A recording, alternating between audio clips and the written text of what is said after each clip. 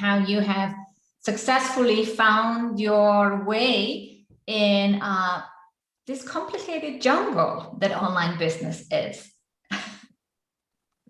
Yeah, jungle's a good word. Well done. I like it. I mean, sometimes it really does feel like, oh, Jesus Christ, I'm in the jungle. I'm feeling a bit hot and sweaty. Something might eat me. And I signed up for this magical mystery tour of the jungle, apparently, because no one's making me do this. So jungle is a good word.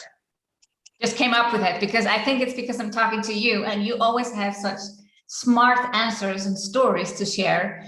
I say this, you know, you'll get to know this if you're hearing from Johdi in the first time. I think there's a hidden stand-up comedian in there.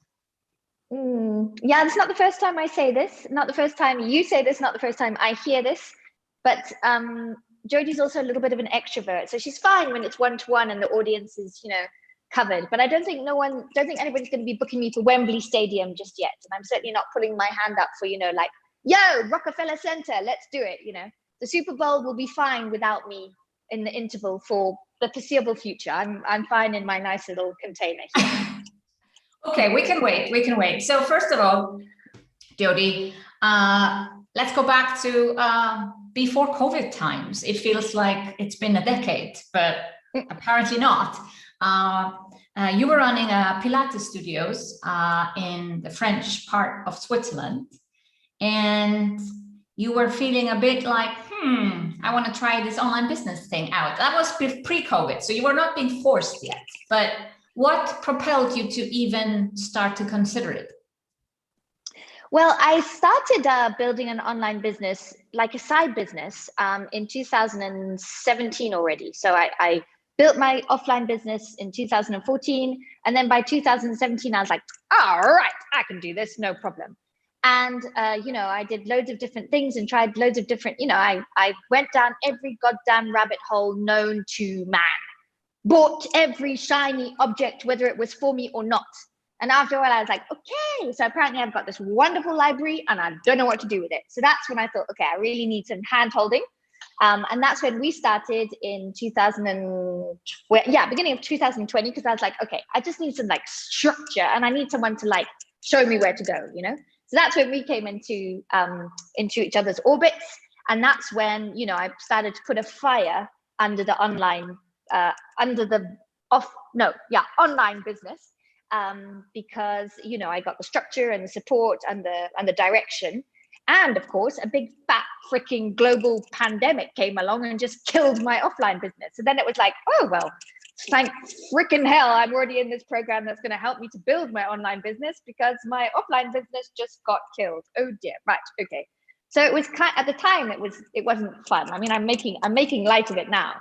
But I mean, I think March and April last year, you'll remember, I was like, okay, I'm looking for a nice cliff to throw myself off because this is just not happening. You know, it was pretty awful for business owners who were completely dependent on offline, especially close contact with people, any kind of touching. So yeah, and that includes fitness studios. They've even been said to spread the pandemic more than many other things that could be open. Yeah, doesn't surprise me. Yeah, but you had considered going online before. Like you said, you started to dip your toes into this online business world in 2017, start of 2020, like even just like 2 months before COVID, you said, oh yes, now I'm going to do this seriously. Why? Was there something wrong with the offline business, or why did you decide to start? Yeah, I was bored out of my bracket. I was bored. You know, I mean, it sounds, you know, there's basically two types of people in the world, two types of entrepreneurs. There's business owners and then there's entrepreneurs.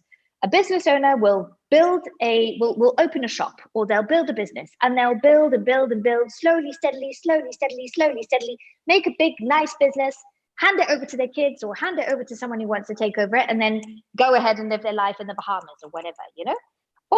And they've got this like one track mind, you know, it's like tack, tack, tack, tack, foot over foot over foot over foot, right? Like perfect, nothing wrong with that. And then there's people who are entrepreneur mavericks who, as soon as something works, they're like, okay, what's next? Or they, spend years building up this thing, or months doing all of the research, launch the product, and then think, I don't want to deliver this anymore. I'm bored, And so I've been doing this business and building it up gradually since 2014, got it to multi six figures, year over year, and then thought, what's next, And as I said, the 2017 was, okay, let's dip my toes in the water. Your image once again is very good, because it was like, okay, let's test the water. And Johdi being Johdi, I thought, and I'm going to be Michael Phelps, Olympic swimmer within 3 months. And then it turned out to be a lot harder. So I thought, oh, right, okay, let's buy a kayak. Maybe I need a kayak. And then it was like, oh, Christ, now I'm tired. Okay, let me buy, a ship. Let me buy a ship, So I had all of this stuff. But it got to the point where I just thought, it's now or never. This is an itch that I really got to scratch. I'm super bored in the offline business, and I don't know, the bloody Viking in red kept coming onto my screen all the time, telling me to join her bloody thing. So I thought, okay, I'll just join her bloody thing then. And that's it, really. It was just kind of like an itch that I'd been scratching, and it wasn't scratched. Yeah. But then some people have time to figure it out. Like, I can go slowly into this online business. I can take 12 months or 2 years, run my nice offline business alongside. And then the world decides, no, Johdi, we're not going to give you that much time. Yeah, exactly. And I wasn't ready. I wasn't ready to just be an online business owner. So I had a real crisis of faith.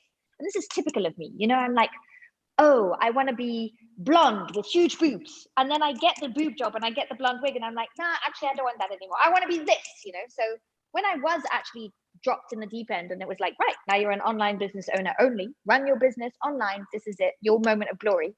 I was a bit like, oh, but wait, I might want some offline stuff still, So then I was like, Jodes, decide, So I had to put my bum on a chair and pivoted and did some mental gymnastics and some spiritual gymnastics, and kind of, did take time. I did really take time over the summer. Once I had my caca nerveux, as we say in French, my nervous cac, my nervous shit, actually.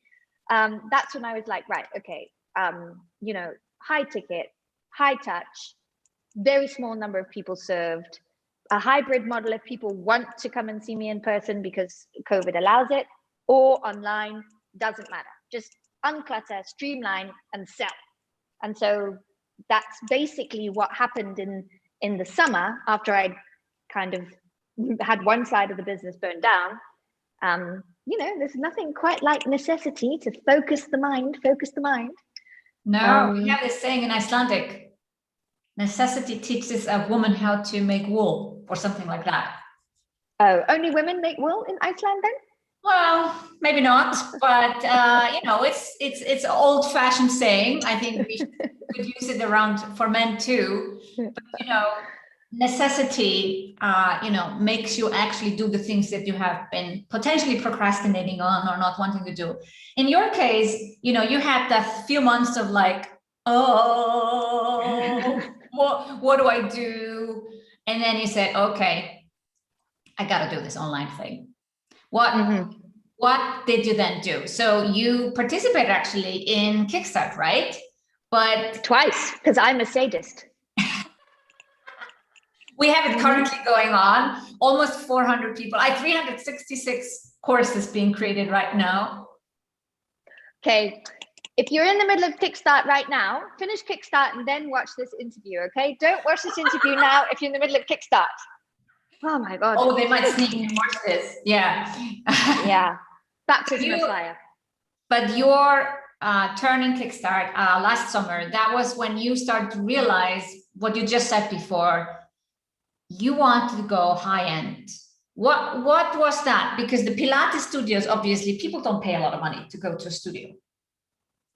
Yeah, well, this is a thing. I mean, people were paying me a lot of money because I've got loads of different things apart from just Pilates. So, I'm a qualified neurokinetic therapist. I'm an anatomy specialist. I'm a human gait specialist. I'm a motivation specialist and blah, blah, blah, blah. I mean, I've got loads and loads of different things, but the banner that people came to me for was Pilates. And then whatever they walked in the door and said was wrong with them, I was like, okay, well, this is what we're going to use to help you. And they didn't care what it was. And that's still the way I work. You know, I mean, I don't say I'm anything, but I know that if you come with these problems, I can help you.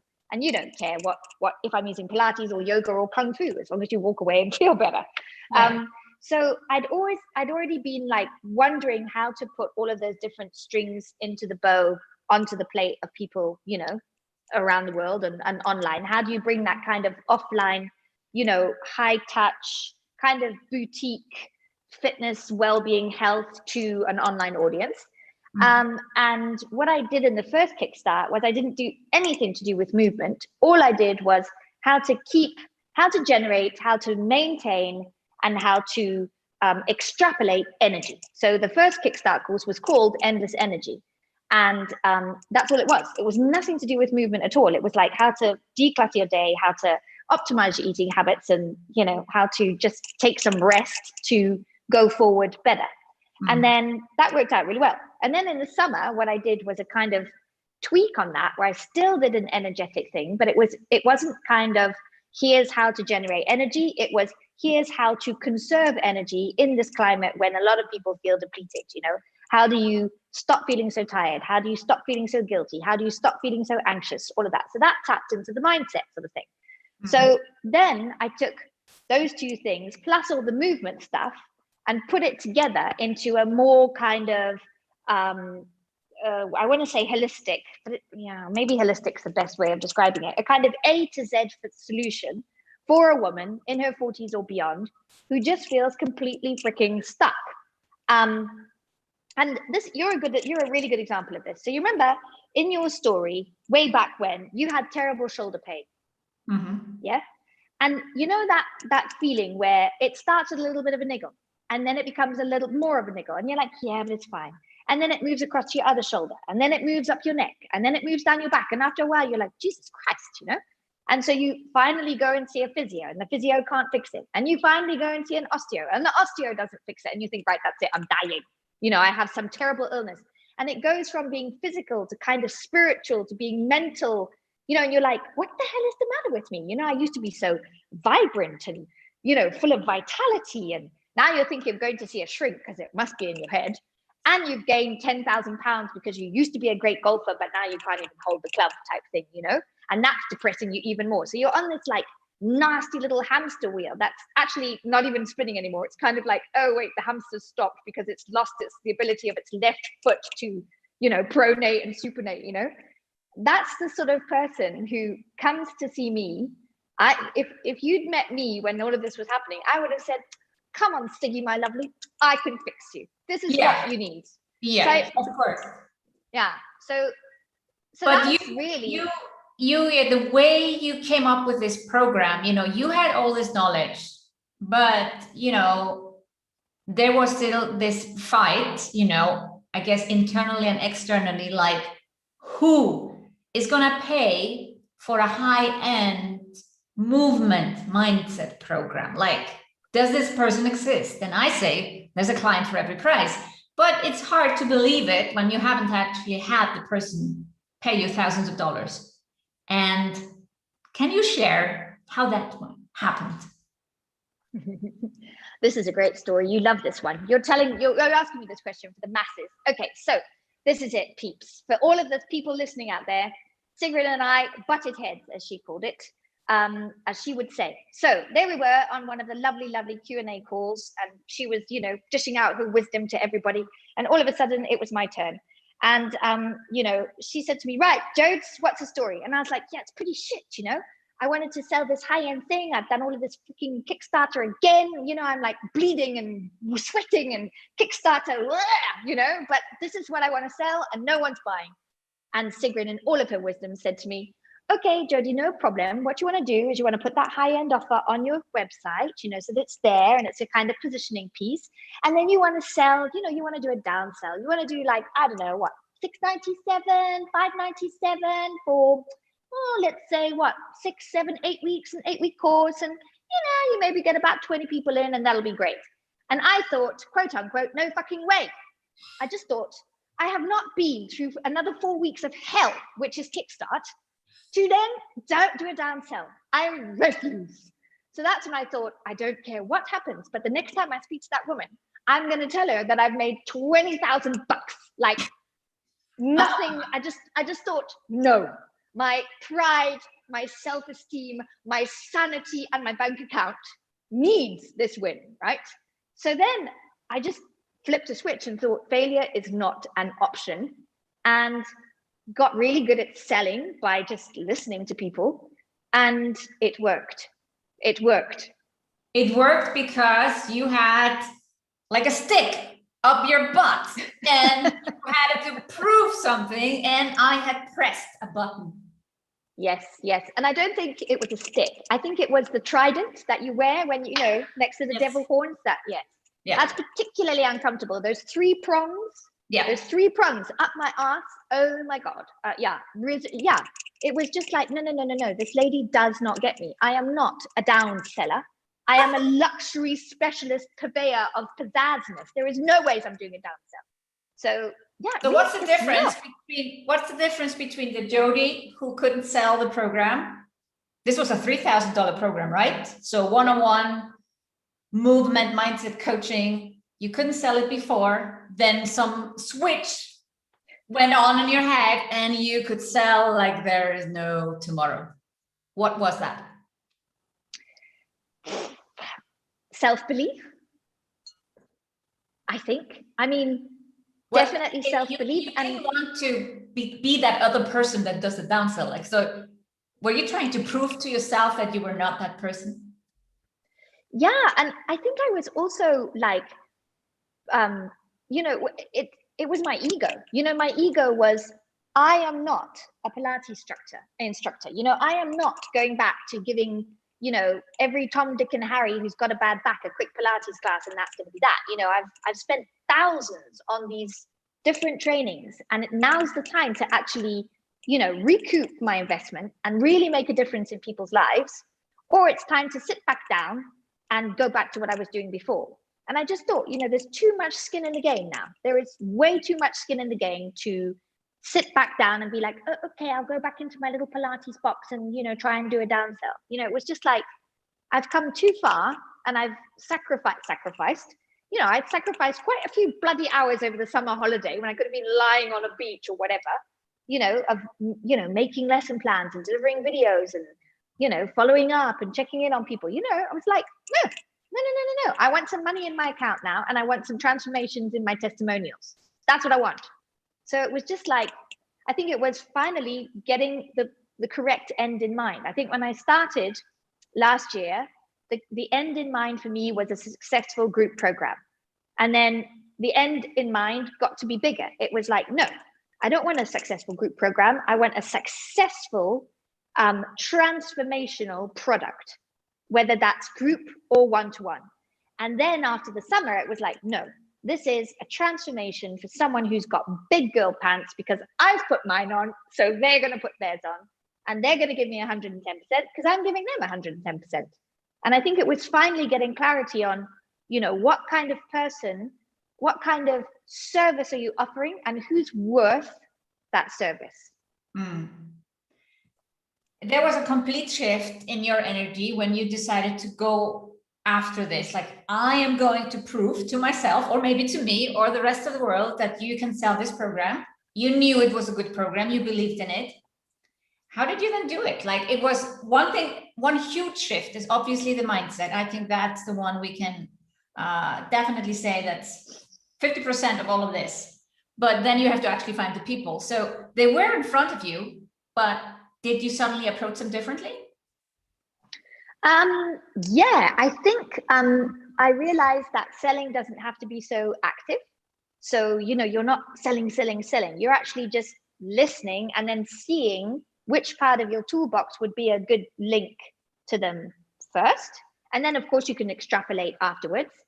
And I think also what changed it for me is one person said yes. And as soon as the crust was broken, it was like, right, okay, now this is Pandora's box. And it reminds me of, I don't know if you've heard the story of Stu McLaren, who's like making millions and millions, but his first ever product, he'd been working on it for weeks and weeks, and his wife called her brother and said, Stu's just done this launch and nobody bought, and he's been working on it for weeks and weeks, and it would be really great if you just bought his product, which is like $2.99 or whatever. So without Stu knowing, the brother set up an account, bought the thing, and that was what launched Stu McLaren. He suddenly was like, whoa, people want my shit, and then and now we know that the rest is history. But it was that moment where you think, yeah, you do want this, it's a brilliant product, sign here. And then, the rest just fell So you had one person buying after just interacting, probably over DMs, like, private messages. Yeah, well, actually, both of my first two clients, my three first clients, had been following me for years without me realizing it. So when I was doing all the different iterations of Johdi this and Johdi that, they'd been like buzzing around me on Facebook, and they'd followed all the feeds and they'd done all the free stuff. So they'd been in Kickstarter 1, they'd been in Kickstarter 2, and they were like, right, okay. Another thing I said was, I'm only going to work with a few people. And of course, I think, and it wasn't even false scarcity. It was literally like, this is going to be full on. So, I'm taking 5 people in or out. And that as well helped to flip a lot of people who suddenly thought, bloody hell, got to move my ass. But yeah, it was, I set it up as an application only process. I made people jump through lots of hoops to make sure that they were serious. So the application form was quite long, and then they had to, send me some other information, and then, then got on the sales call and see if it was a good fit. So that there was kind of a predisposed yes before they got in front of me, which worked really well. And then I just did active listening. So literally, I always thought selling was like, yeah, so it's this and it's $9.99, and then you buy these two and it's like $7.99. And actually, I think when first of all, you want people who want to get on the phone with you and buy your stuff. So I didn't really interact with people who I knew weren't going to be interested. And then when they're already there, all they want really is confirmation that you're a trustworthy pair of hands and that you're worth the money, and that you're going to give them what you say you're going to give them. So, and that I knew. It was all laid out in my head. When I decided to go for it, it just all fell into place. But it was a shift, the switch in your head. You had it. You had all these skills, but getting into the action of actually saying, this is it, come and join my program. That was that shift. So you had one person join and then another one, and this is all kind of through social media posts, emails. But then at some point, I know you get like, well, now I've got 3. How many more can I get? Yeah. Well, basically what I did was I filled those 5 spots pretty quick, and I was a bit like, oh, okay. And then I was like, okay, right, I'm going to work with these people till the end of the year. Brilliant. Hit the target. Let's go. And I thought, okay, and it's a 3-month program, and this is where we're going to do it. And, I don't want to work with people for too long. They don't need me. The whole point of my job is that people don't need me. They become autonomous, wonderful human beings, and off they go. And then loads of other people came out of the woodwork and were like, oh, can I join? And I think this would be really good for da-di-da and da-di-da and da-di-da. So now I just kept running different cycles of it. And another thing that was really surprising was I was already thinking, okay, what am I going to do in January? What am I going to do in January? Like, this is a 3-month program, Christmas, and everybody's out. Well, no, because people were like, right, okay, we've done the first 3 months. What's next? Yeah. And I was a bit like, well, okay, what do you want to work on? And then, they had all these lists, and I was like, okay. So I've kind of given people an option to renew and carry it on. You can do 6 months now, and it's become a whole bloody cottage industry, I tell you. So now selling is just like drinking water. Yeah, selling is almost like drinking water. I'd say that selling is like drinking champagne. It's bubbly, it's fun, and you get a little bit high at the end. Yes, much better description of it. Johdi, it's always a pleasure to connect with you and hear your story. What would you say to someone who is like, yeah, but she's funny, she's an extrovert, she can speak, she can then sell? No, I would say, if make a product that your people want to buy, and then it doesn't matter how you sell it, doesn't matter what you say or how you say it, because you'll be saying it and your people want you. So it doesn't matter what the package is, it's all about the message. And actually wanting to sell it as desperately as you wanted to prove a point. And What a point you've proven. Johdi, thank you for joining today and sharing your story. I know a lot of people needed to hear this because, you know, a year ago, you needed to hear it yourself. I did. You're quite right. Thank you very much for having me. It's been a pleasure.